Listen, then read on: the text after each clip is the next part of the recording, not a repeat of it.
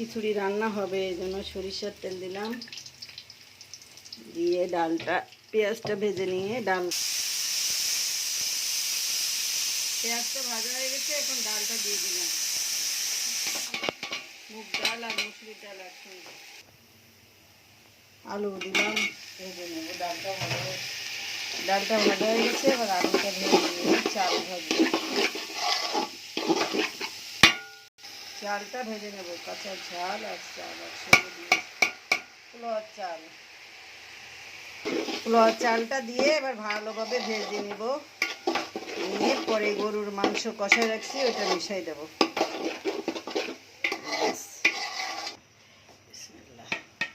গরুর মাংসটা কষাই নিয়েছি প্রেসার কুকারে, একটু সিটি দিয়ে এর মধ্যে ঢেলে দিলাম।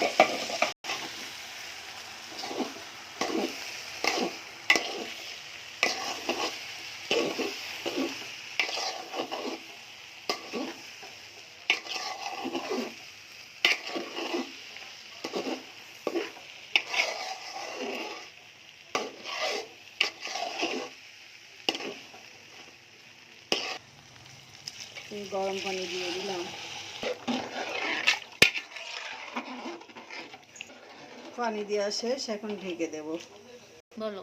এই যে খিচুড়িটা প্রায় শেষ, এখন ভাপে রেখে দেবো। এই যে নিচে দিয়েছি, তাওয়া দিয়েছি, তাওয়ার উপরে দিয়ে এখন ভাপে